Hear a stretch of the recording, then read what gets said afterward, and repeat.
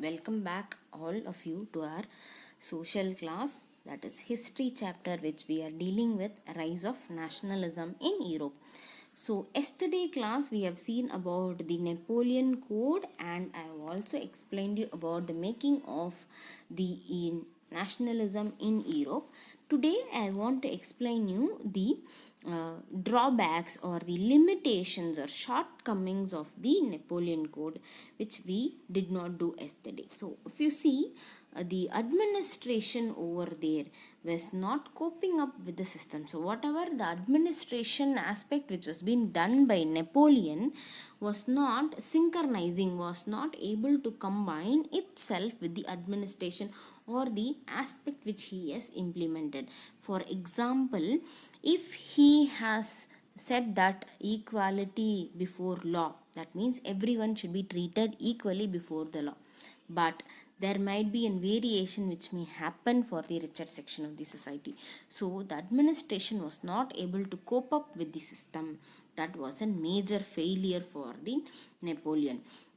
Then increase in the taxation and also control over censorship. He has started increasing lot and lot of taxes, and he even had a control over censorship.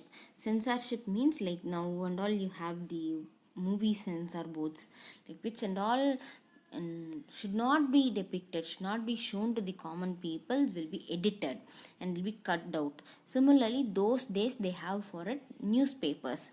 So those newspapers only should celebrate the Napoleon.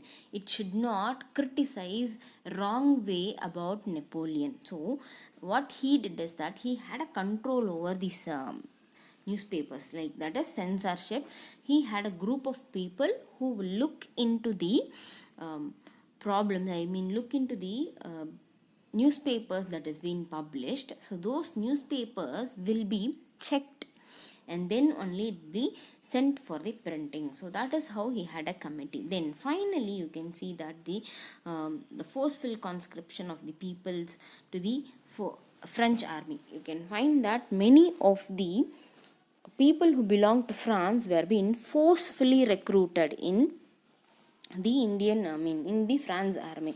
Why he forcefully recruited is he had an anxiety to capture the more lands and annex that with the France. So that is why he made many of the people to involve, or many of the people to forcefully join in army. This are the reason which made him to be an failure in his own administration. And we are going into the next topic, where I want you to take your book that and open your book, first chapter, Rise of Nationalism in Europe, page number 8. So in page number 8 will not have anything, just I want you to see like making of nationalism in Europe. So in this map you can see different thing that is here, that is you can see about the aspects, like in 19th century this is how the map of Europe was, and you can find it had different aspects. See, Germany is here, Eastern Germany, Poland is here, Eastern Germany, Poland, Central Europe, Czechoslovakia, you have Austria, Hungary here, Roman here, Yugoslavia, Bulgaria, Balkan states, Greece, Italy, Switzerland, and Western Germany. Here you have Holland, Belgium, Great Britain, Denmark, Sweden, Norway, Ireland, and this is our Finland, and this is Russia. Now previously it is known as the Soviet Union, right? Here you can find the Turkey, Spain, Poland. So this is the European map, and if you look about this, it is in the 19th century map. In this you can find that no nation was formed as a nation state, but you can find they are split among themselves. You see, even Germany, West Germany is there, like can you see West Germany, and you can see the East Germany is also existing. Even Germany was divided in itself, and remaining portions do not even have their names. Like similarly, Italy was also divided, and also you can find Switzerland was also divided into small kingdoms. Like it had an dukes, and under the control of dukes and canton groups. Dukes means like duke heads, like viceroy who ruled India. No, similarly you can find that those areas also they had dukes. They call them as dukes, and he will be appointed to rule. For example, West Germany means you can find they will have a duke who it will be under the control of person one. Then West Germany will be under the control of another duke, like that they had. And few other areas was also under the control of cantons. Canton means army. Armies used to station their own training centers. Okay, they will have training centers, and those training centers will be utilized for training the peoples over there. They will station in a particular area. Example, they may station in Poland, and they may start training the people, and the fund for everything, training them, providing them food, providing them pay, everything will be got from Poland only. Poland has to suffer, and Poland will be under the control of that canton only. That is another thing which you can see. And the ruler was also autonomous ruler, independent ruler, and the territories were also an autonomous territory. Separate territory was given to them. That is what is called as the autonomous territory. And you can find that the central and the Eastern Europe was under the monarchical government, aristocratic monarchical government, which had territories of its own, which has been divided by the peoples, and they did not have any collective identity, or any collective common culture or something like that. They don't have anything. So that was not existing among the Europeans. They did not think about the collectiveness and bringing unity among the people at all. Eastern Europe was running separately. Central Europe was running separately. They did not have any kind of problem that time, and they did not think about the collective identity also and common culture also.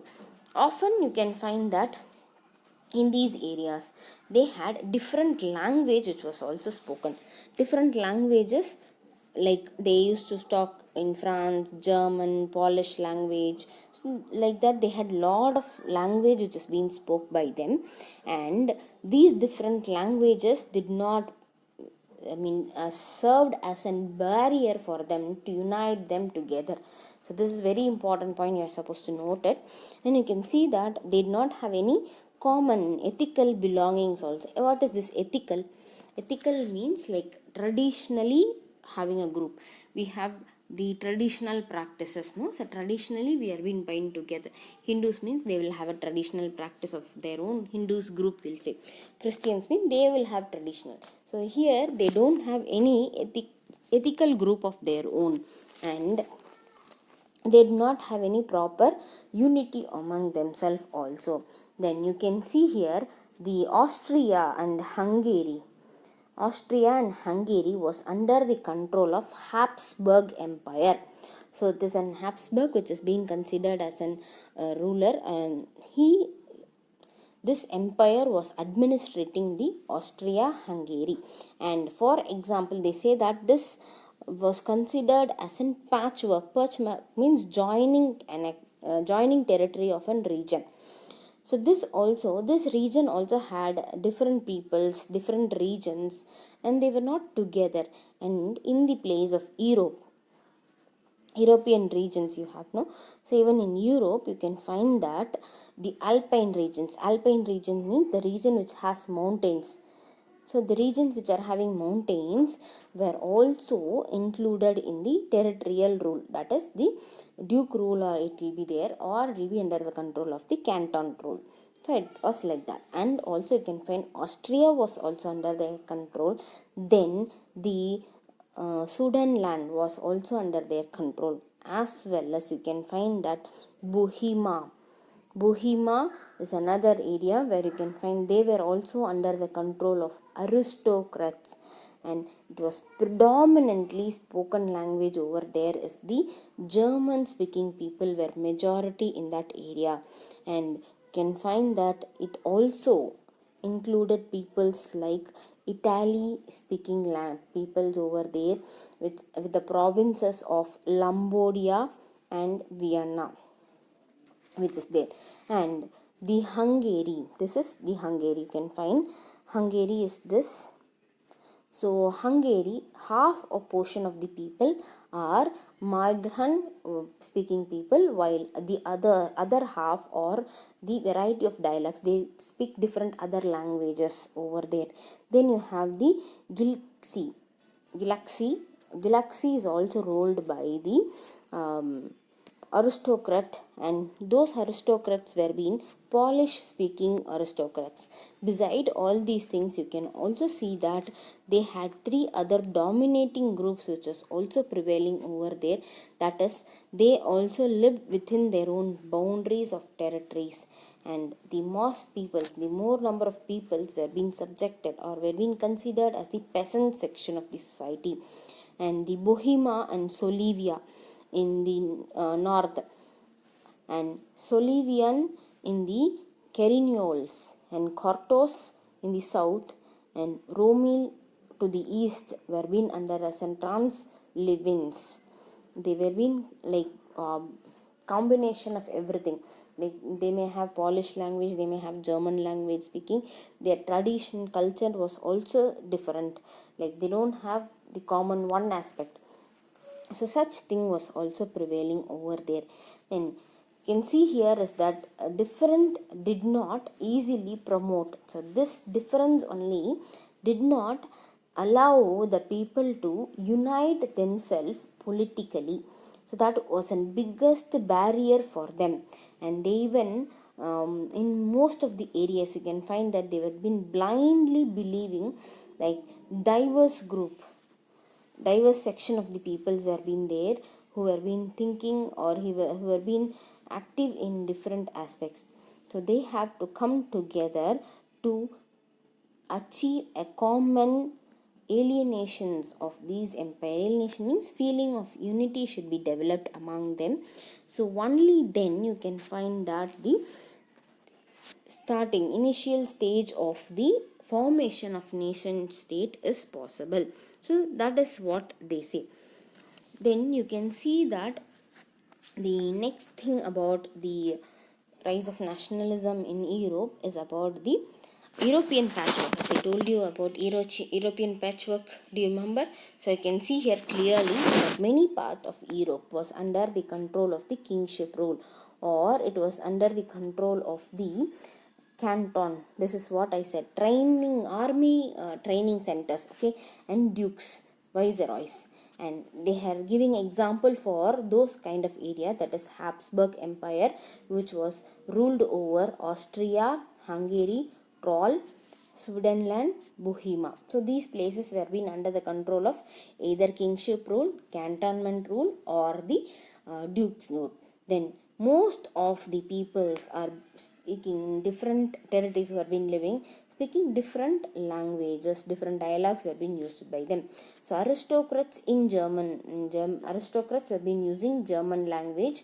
Lombardia and Vienna were being speaking in Italian language, and Hungary was being speaking Magyar language, and Gilikas were being speaking the Polish language. So these language was a barrier system for them, for uniting them, for not allowing them to unite themselves and form a nation state. So this is what is about the making of nationalism in Europe. So today's homework is read page number 8, the first content, that is the first passage alone, not the aristocratic and new middle class.